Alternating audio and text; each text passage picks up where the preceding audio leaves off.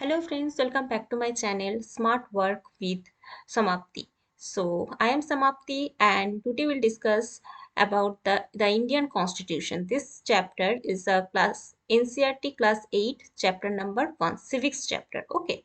So first हम discuss करते हैं कि इंडियन कॉन्स्टिट्यूशन क्यों बनाना पड़ा।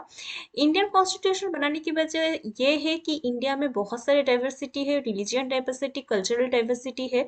सो इसी वजह से ताकि सारे जो लोग हैं, जो सारे कल्चरल एंड रिलीजन जो सिटीजन है वो एक साथ रह पाए, कोई भी किसी भी इनसिक्योरिटी में कोई भी किसी से डोमिनेट ना हो, इन सारी चीज़ों की सारे प्रॉब्लम्स को दूर करने के लिए हमने इंडियन कॉन्स्टिट्यूशन बनाया है। ओके, सो इंडियन कॉन्स्टिट्यूशन सबसे बड़ा कॉन्स्टिट्यूशन है, is a big and written constitution. Okay, इतना बड़ा और रिटन कॉन्स्टिट्यूशन इंडिया के अलावा किसी और कंट्री का नहीं है, ये वर्ल्ड का सबसे बड़ा और रिटन कॉन्स्टिट्यूशन है। ओके, सो ये कॉन्स्टिट्यूशन कैसे बना, कैसे कौन इसके चेयरमैन थे, तो सारी चीज़ें डिस्कस करेंगे one by one.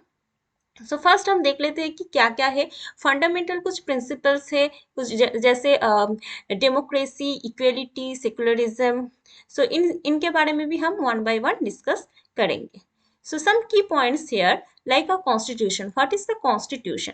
So constitution क्या है? एक set of rules and principles है जो हमारे जो सरकार है, गवर्नमेंट है, उसको चलाने के लिए, जैसे पार्लियामेंट है, लोकसभा, राज्यसभा, कैसे मेंबर होना चाहिए, क्या क्या एलिजिबिलिटी है, क्राइटेरिया है, कितने मेंबर्स होना चाहिए, जो हमारे फंडामेंटल राइट्स है, जो सिटीजन का ड्यूटीज है वो कैसा होना चाहिए, अगर फंडामेंटल राइट्स वायलेट हो तो हम कहाँ पर जाए, supreme court, high court, lower court, उनका रिलेशन क्या है, relation between government and peoples, relation between state government and central government, all over discussion in the constitution. Okay, तो सारे जो डिस्कशन है इसके बारे में पूरा जानकारी है हमारे कॉन्स्टिट्यूशन में।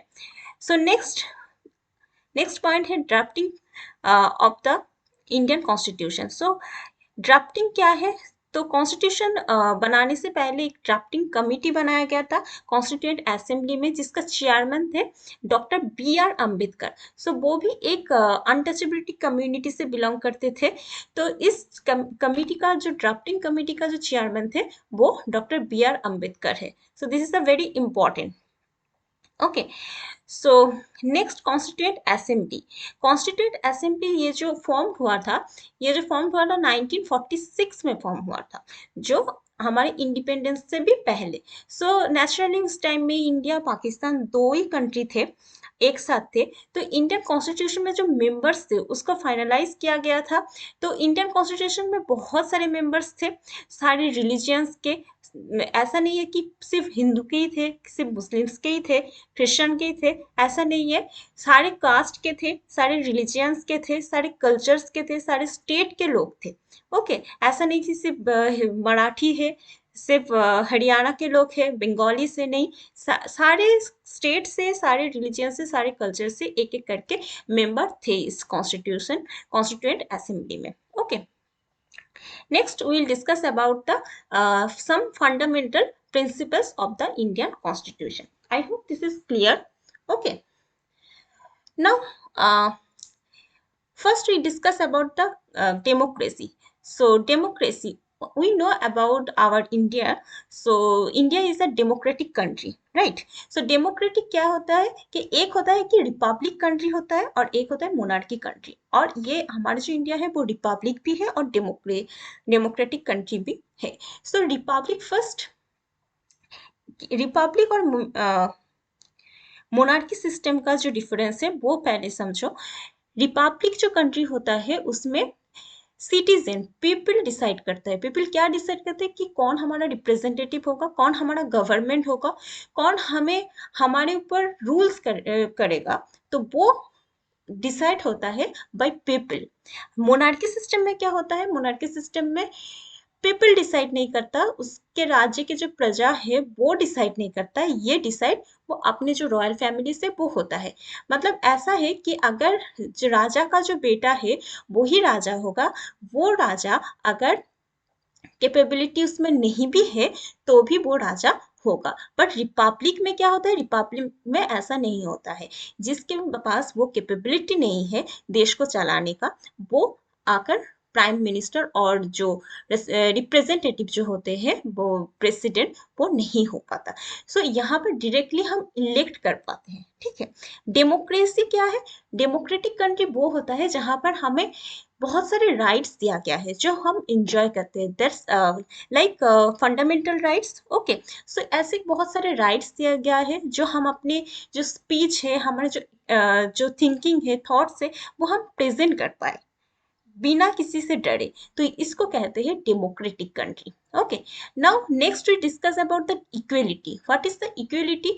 इक्वेलिटी किसको कहते हैं कि जैसे हमारे इंडिया में क्या है कि लॉ के आगे सब समान है, मतलब इक्वेलिटी।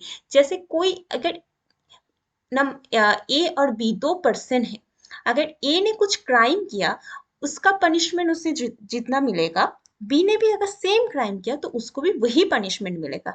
ऐसा नहीं है कि गरीब है तो उसको कम पनिशमेंट मिलेगा और बी बहुत रिच है तो उसको अच्छा, ए अगर सपोज ए बहुत पोर है तो उसको कम ज्यादा पनिशमेंट मिलेगा, और बी रिच है तो उसको कम पनिशमेंट मिलेगा, नहीं।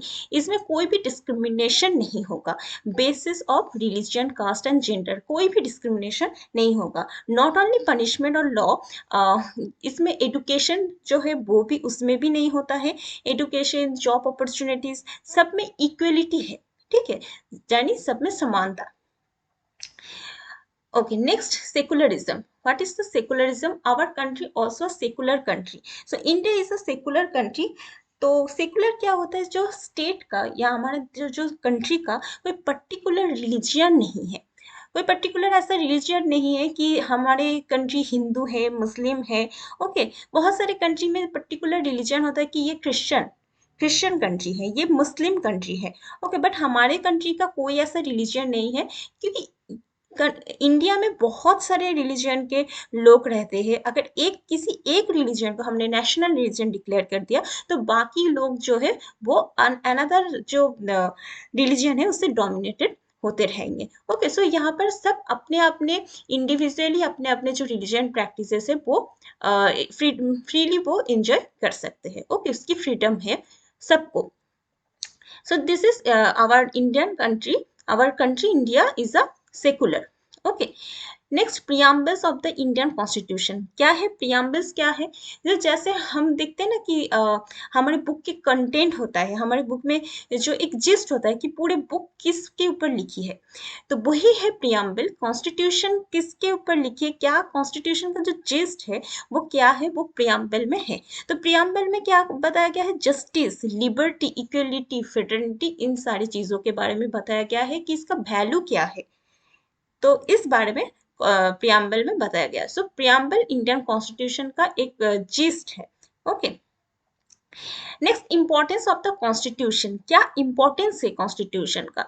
Constitution is a very important, बहुत ही क्रुशियल रोल प्ले करता है। क्या रोल प्ले करता है कि इसमें अगर कॉन्स्टिट्यूशन ना हो, अगर ये जो हमारे जो कॉन्स्टिट्यूशन है वो रिटन कॉन्स्टिट्यूशन है, अगर नहीं होता तो सिटीजन जो है वो अपने जो राइट्स है, अगर जैसे फंडामेंटल राइट्स होते हैं कुछ, तो वो अगर वायलेट हुआ तो हम किसके पास जाएंगे, सुप्रीम कोर्ट के पास जाएंगे। पर इसे पता कैसे चलेगा कि हम जाएंगे कहाँ, वो कॉन्स्टिट्यूशन में लिखा है। अगर कॉन्स्टिट्यूशन ना होता तो हमें पता नहीं होता। फिर बहुत सारे जैसे गवर्नमेंट गवर्नमेंट का भी बहुत सारे जो एमएलए है, एमपी है, वो अगर अपनी पावर का मिसयूज ना करे, तो इसके जो अगर उसने किया हो तो उसको कैसा क्या पनिशमेंट मिलेगा। अगर वो उससे ना करे, उसके जो पावर सेपरेशन है, डिवाइडेशन है, इस सारी चीज़ों के बारे में क्या कहाँ पर बताया गया है, कॉन्स्टिट्यूशन में बताया गया है। So this is a very important in our India, okay.